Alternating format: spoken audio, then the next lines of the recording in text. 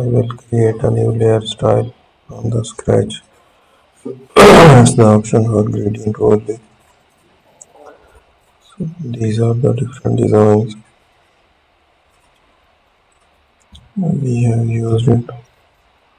Increase the opacity. Make it okay. I will select the color. So there is a paint.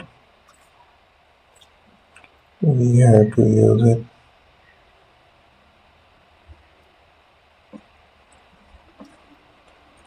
So let's use the designs. Add a paint there.